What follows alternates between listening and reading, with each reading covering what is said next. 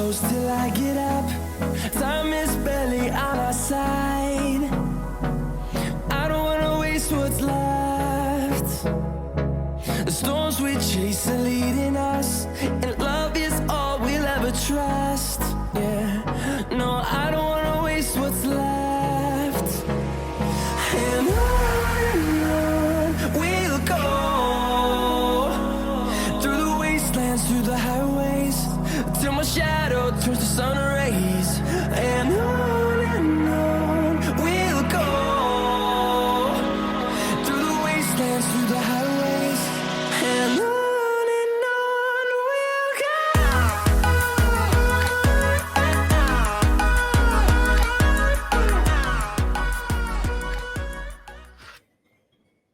Hey everybody, welcome back to Daniel Bailey TV. I hope you're all keeping safe and well. Welcome to this preview of Arsenal versus Crystal Palace. Or should I say Crystal Palace versus Arsenal?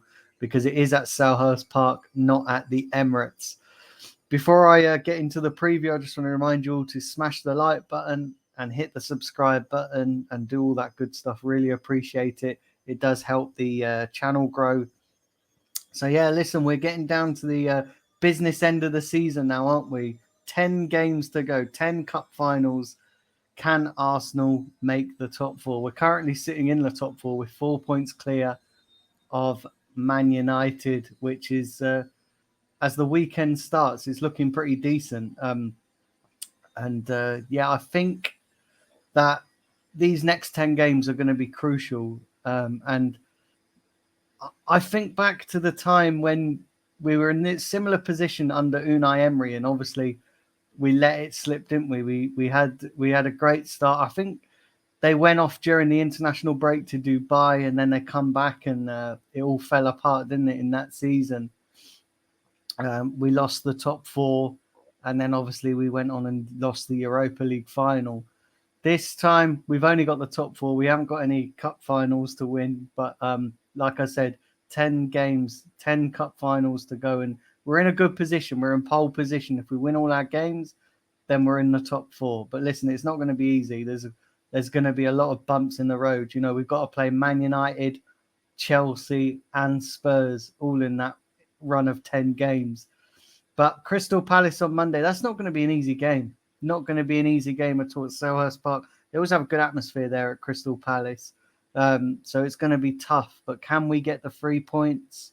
I think we can. I think if we play like we did against Villa, then, you know, I think we will come out of this looking pretty decent. I was a bit worried about the Villa game because when we went into that game, you know, Villa have got some players that can hurt us. They've got some players that can really do us damage. But actually, for a majority of the afternoon, we kept them quiet. You know, the likes of Philip Coutinho, you got Buendia, Danny Ings. You know, we kept them all quiet. And I was quite surprised by the performance that we put in. I expected Aston Villa to cause us a lot more problems than they did. And actually, at the end of the game, it turned out to be quite a comfortable afternoon, didn't it, really? It turned out to be a really, really comfortable afternoon for Arsenal. But listen, it's not going to be the same at Crystal Palace. Monday night, 8 p.m. kickoff at Selhurst Park. Their fans are going to be up for it. Obviously, Patrick Vieira, ex-Arsenal player, is managing Crystal Palace. So that's going to be an interesting twist. Listen, I love Patrick Vieira. He's one of my favourite players for Arsenal. But I'm sorry, on this occasion, Arsenal's need for the 3 points is greater than seeing our Arsenal legend do well. But listen, it's going to be a tough game. It's, you know, Palace, they always cause us problems. Now, the interesting thing, I've been hearing rumours that Zaha might not be available to play on Monday. If that's true, that's going to help us out. Zaha always loves playing against Arsenal. He always loves causing us problems. Certainly under the old regime, but is he gonna play on Monday? We'll have to wait and see. That could just be a few mind games. I know he picked up an injury for the Ivory Coast. He didn't play in that game against England for the Ivory Coast. But listen, this just could be mind games. We know that the managers of today certainly like to play mind games, and we know that Patrick Vieira is not above playing mind games. He does play them. He used to play them as a player for Arsenal. So listen, we just have to wait and see on that. But we can't really focus on Crystal Palace. We need to focus on our own performance. We've got a couple of injuries ourselves. Ramsdale looking like that he's not gonna play, still out with that hip injury, which kept him out of the Villa game. Then we've got Tomiyasu. Is Tomiyasu gonna play? Mixed reports on that. Arteta saying they're seeing about the training sessions and seeing what he does in training, whether they bring him back. Personally, I wouldn't bring him back to start. I'd maybe bring him on as a substitute and maybe give him half an hour to 45 minutes run out, depending on how the game's going, because obviously if we're comfortable and we're sort of like 2 or 3-0 up, then yeah, you can do that. If we're struggling, then you probably don't want to risk Tomiyasu in this kind of game, because every game between now and the end of the season is so important, and we have to get as many points as we can. We have to keep ourselves in the ascendancy, and the pressures on the other teams, and they're all playing before us. They're all playing. I think Man United have got Leicester, Spurs have got Newcastle, so they're all playing before us. So the pressure's on them to get their results, but we need to keep ourselves in the ascendancy, and we need to keep winning games of football, because between now and the end of the season is a tough run. It's going to be a massive set of games for Arsenal, because if we can get into the Champions League, then it's going to be massive for us, isn't it? Getting back into the top European competition, which is where we want to be. And when you think about it, and I've been thinking about this a lot over the international break, we deserve to be there.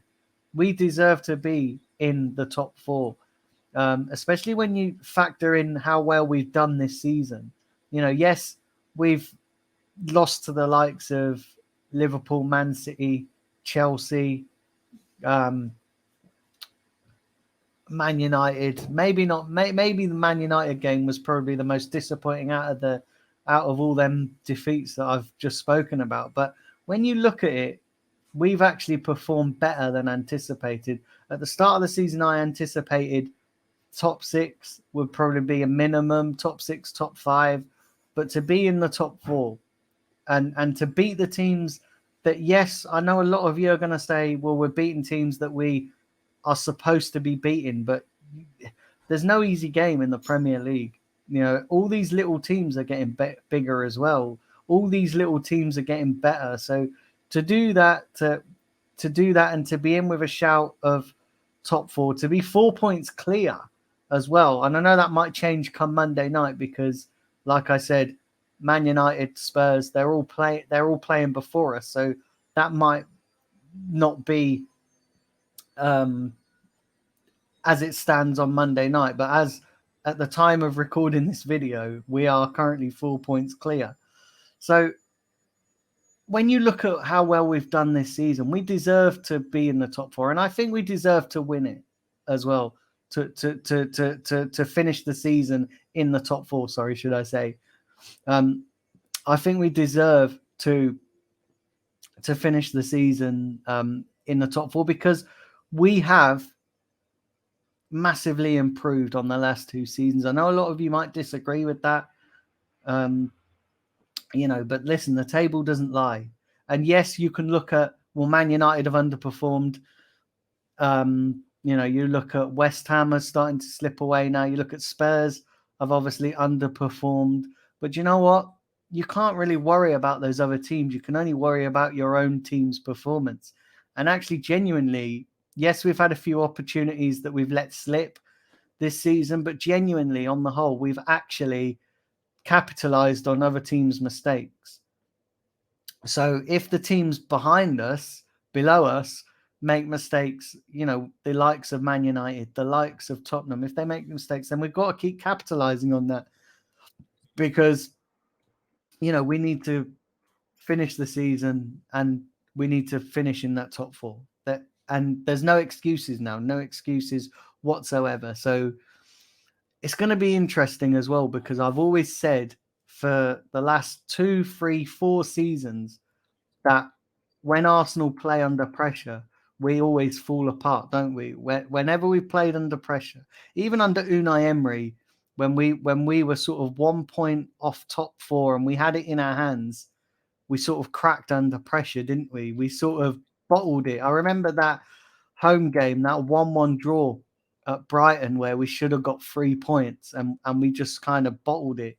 So this time we need to not bottle it. We need to just actually go out there, get the business done. Listen, there's still a long way to go. 10 games, still a long way to go. A lot can happen. We've still got tough fixtures, like I alluded to earlier, Tottenham, Man United, Chelsea. But if we can do that, it's going to be so massive for our football club and how we progress next season. And yes, I agree with you. Next season, top 4 can't be the benchmark. We have to go on then and kick on and improve as a team. But listen, let's not worry about that. Let's worry about getting into the Champions League, because that's what it's all about this season, getting into the Champions League. And I think we can do it. I honestly do. I genuinely think we can do it. Let me know what you think. Do you think Arsenal will make the top 4? Leave it down there in the comment section below, because I always enjoy reading your comments and I always enjoy reading what you guys have to say.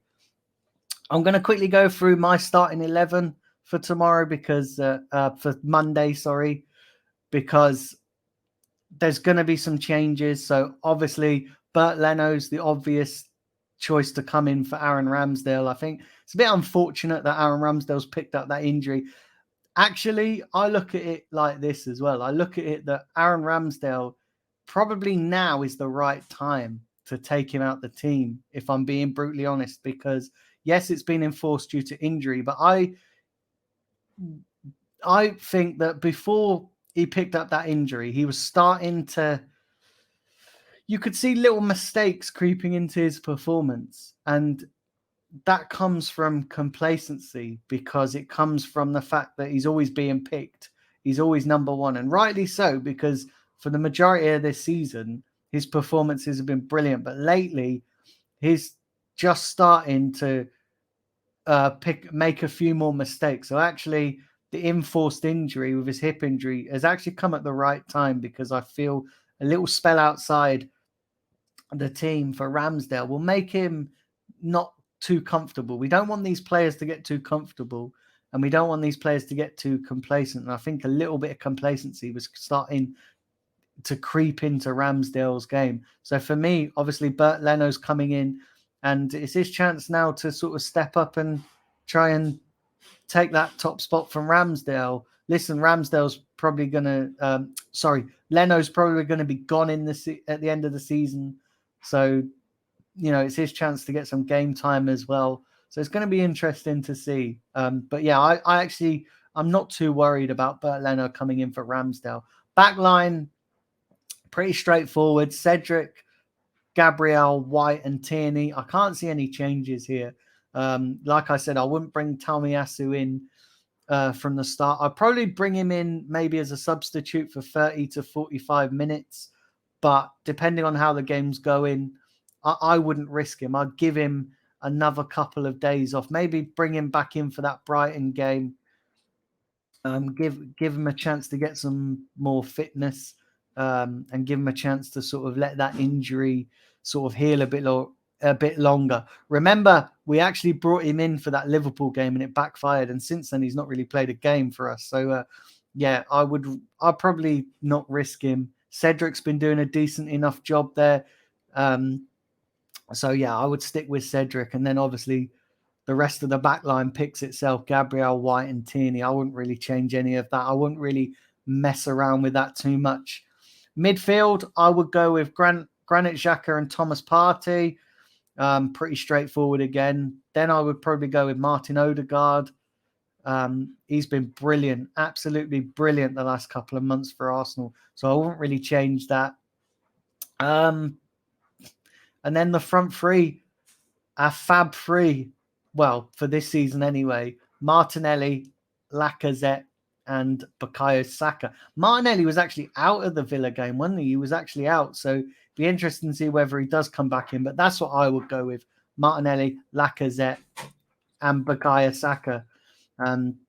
Listen, Bukayo Saka obviously had COVID during the international break, so didn't go away with England. I think that'll benefit him, actually, not going away with England and not having to play too many games over the international break. Obviously disappointing for him, but great for Arsenal.